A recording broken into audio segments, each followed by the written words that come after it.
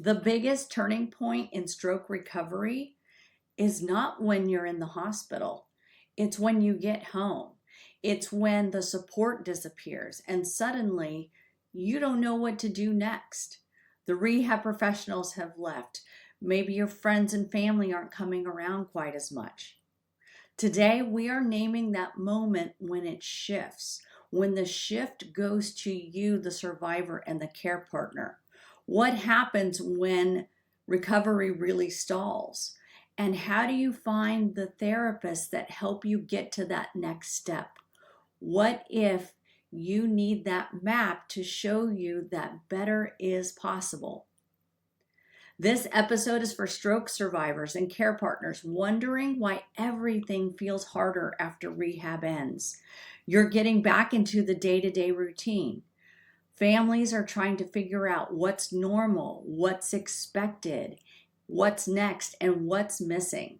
I want to tell you about Joey, a former client of mine. And Joey found me through the internet about a year after his stroke. So he was at least 6 months past therapy. His main concern was the ability to find words. He felt like he couldn't express his opinion. He couldn't argue with his friends and family the way he wanted to. He was very passionate about baseball and politics. So when I asked Joey what he wanted to work on, he said, "I just need to talk better." But then the next thing that happened was Joey dropped his head.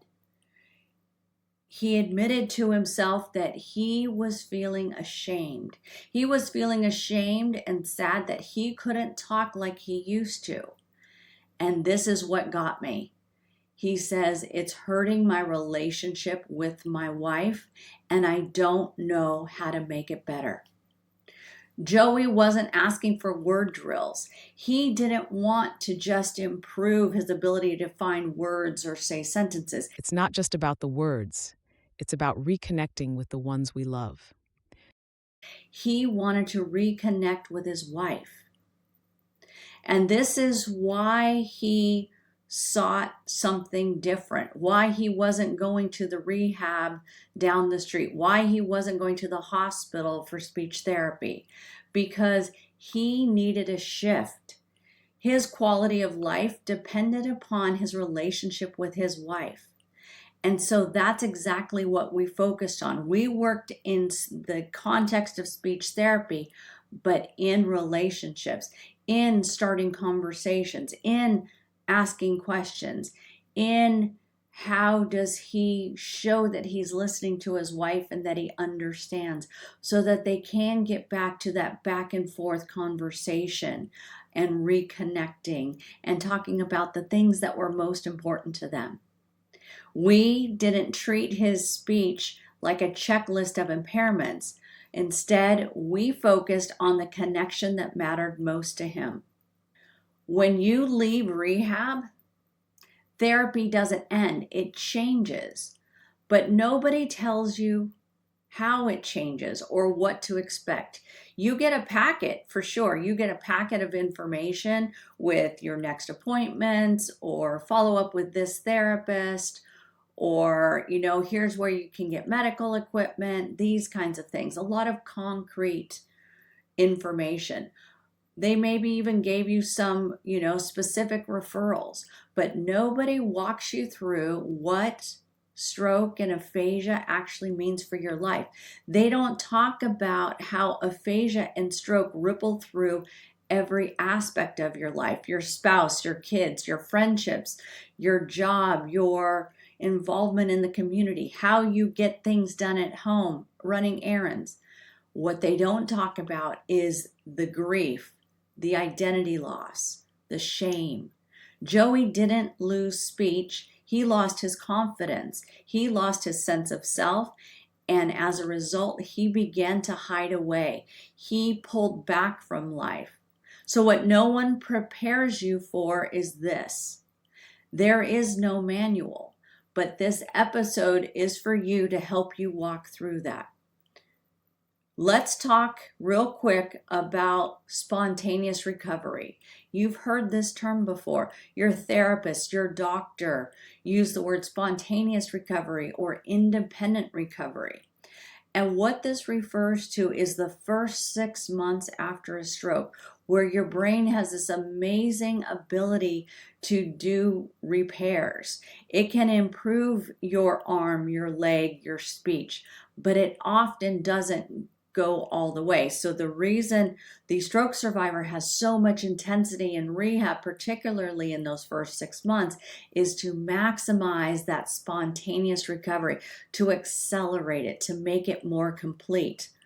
But then what happens after the 6 months?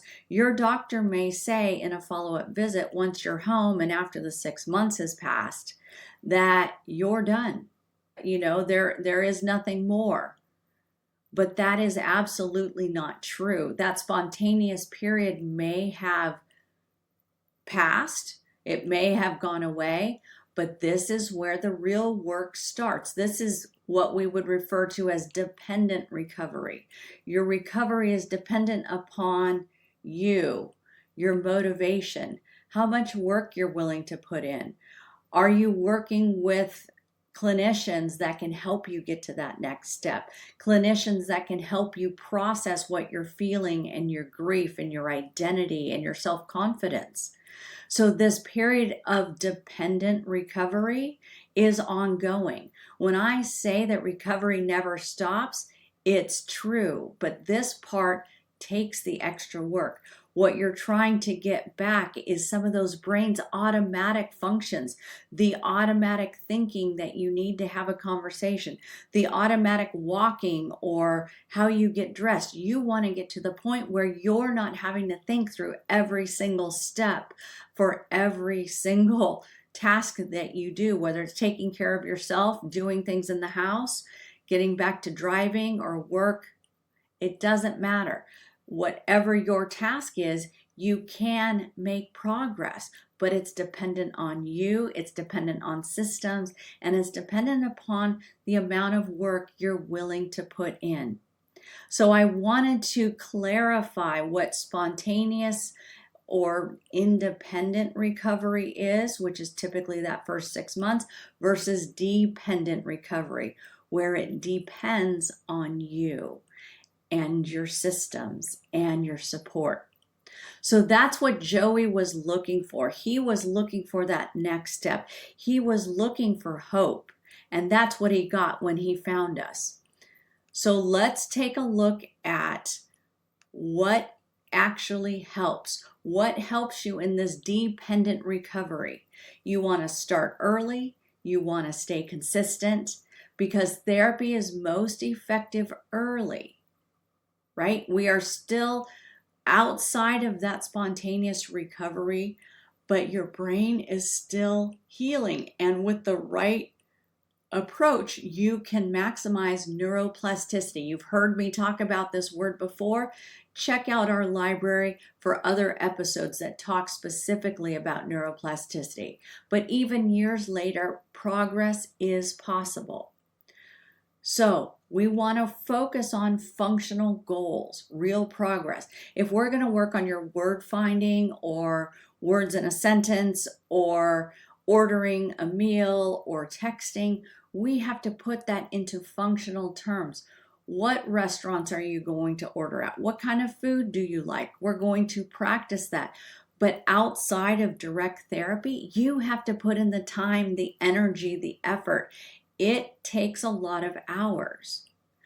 Joey's goal was not to name pictures. It was to start and maintain a conversation with his wife.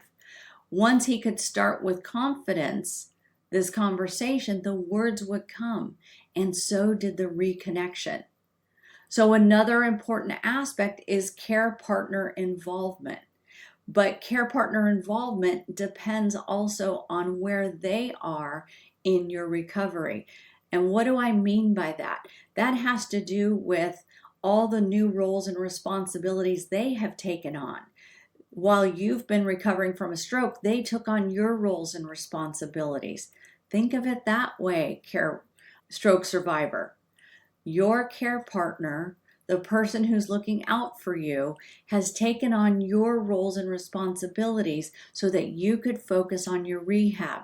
They're making the decisions. They're having to think not only day to day, but big picture.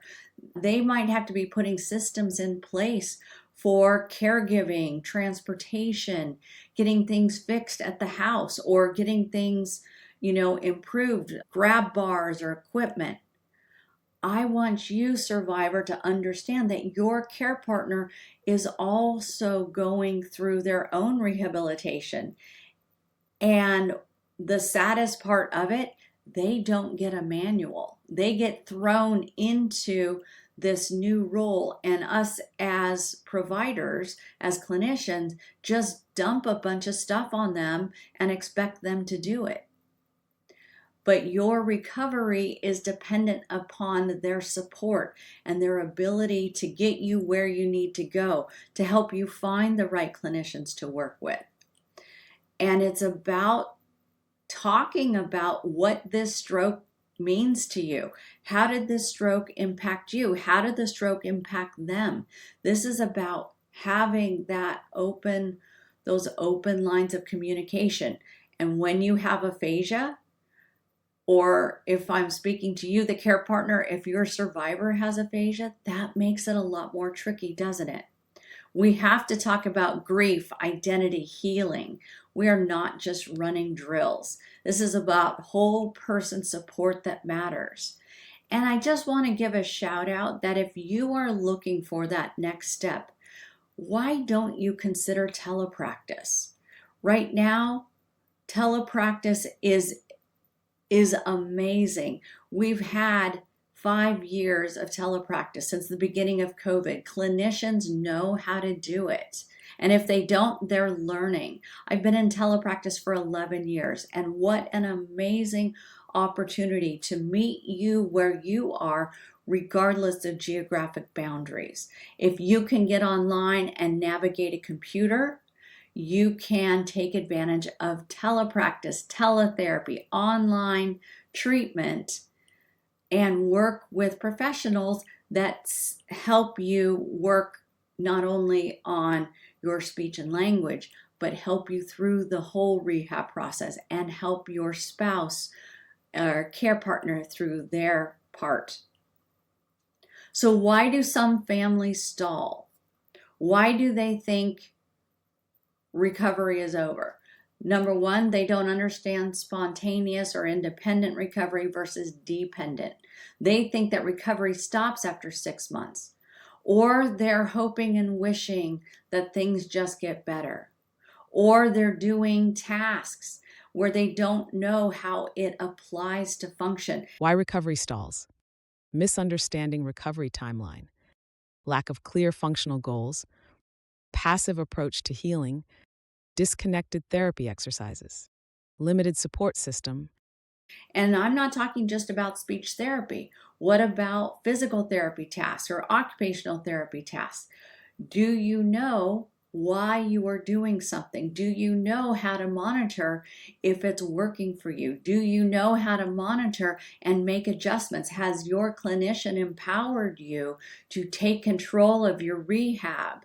Because we want to get away from impersonal drills. You're going to be far more motivated to work on something when you know that it's working towards. You want to make sure you understand what you're doing in therapy. And then how do you go about looking for a therapist? We want your clinician not to just be treating your arm, treating your ability to bathe yourself. We want them to be asking you how you are. How are you carrying over what you're learning into your day-to-day life? And this is for all clinicians. Are they bringing your significant other, your care partner, into therapy? Are they talking to them about how they're coping, how it's going at home? We don't just want to be working on drills. We need to work on whole person, whole family. Does your clinician adjust goals as your life shifts? Do they explain the why behind what they're doing? So here's some red flags. Using outdated worksheet drills only, not explaining the purpose of exercises, dismissive of questions and emotions, no interest in your daily life and roles. Copy paper, right? It looks old, it's kind of dingy, it's not really clear and updated, and it doesn't address why you're doing specific movements. Or is your therapist dismissive of your questions or emotions? Do they not have an interest in your daily life and roles? All of these are flags that means you need to take a step back and not say, well, my doctor said to go to this therapist, right? To go to this clinician and to do these things. If it's not fitting with what you want out of life, if you're not talking big picture with your clinicians, it's time to start looking for another clinician. It's time to look for another way forward because. You deserve therapy that fits your life, not the other way around. So I have a question for you. What part of your recovery, survivor, feels like you're carrying it all alone? What part of your recovery feels like you're carrying it all alone? And for you, care partner, what part of your survivor's recovery feels like you're carrying it all alone? I really want you to spend a moment, pause this recording, listen to what your heart tells you. What does your mind tell you? What does that little voice in the back of your mind say when you think about these questions? I'd like you to take a moment and write down one thing you wish your therapist understood or was asking you about. Then let's take this one step further. Who else needs to hear what you wish others understood about where you are in your recovery or in your caregiving journey? Recovery doesn't stop once you're discharged from rehab. This is when it just gets started. This is when, after the dust settles, that you have to make a choice. Is it death by daytime TV, sitting on the couch hoping and praying something's going to change? Or is this when you have to step up? Is this when you have to figure out what is important to you and how can you incorporate that into your recovery? One of my friends, Gary, taught himself how to play the guitar again with 6 fingers. Yes, you heard that right. You're thinking about, how does one play guitar with 6 fingers? How do you get 6 fingers? Well, his right hand works, but he only has the index finger on his left hand. He was an accomplished guitarist prior to his stroke 6 years ago. He spent the time. I'm going to give you the number 10,000 hours. There's a great book by Malcolm Gladwell about 10,000 hours and what it really requires for recovery. And I'm not kidding you, it's going to take a commitment on your part. But what Gary told me is that he spent the time. It was very important for him to get back to playing the guitar. And he had enough skill and determination. The man has incredible determination that he figured out how to play with 6 fingers. You should look him up. I will link to his video on YouTube so you can check out what he did. This is the time to make a decision. How do you want to navigate this next phase of your recovery? Are you going to hope and pray and wish? Or are you ready to partner with others, with clinicians, with friends, family, and your significant other to put in the time that it takes to make that shift? For stroke survivors, if you're wondering, how do you take back control of your recovery? I have a guide for that. We call it Take It Back. It's a guide to help you do exactly that. It provides you with some tools and insights that centers your identity, your voice. Check the link below this video to download this guide for free. And if you're a care partner, you are holding so much. You're the protector, you're the cheerleader, you're the one probably helping to motivate your survivor to keep going in their recovery. And you are managing all the new roles and responsibilities without the manual. But what if I told you there is a way forward? There is a way to get back control, work towards getting back joy in your life. The stroke may have taken away what your hopes and dreams were, but there is a way to get back to it.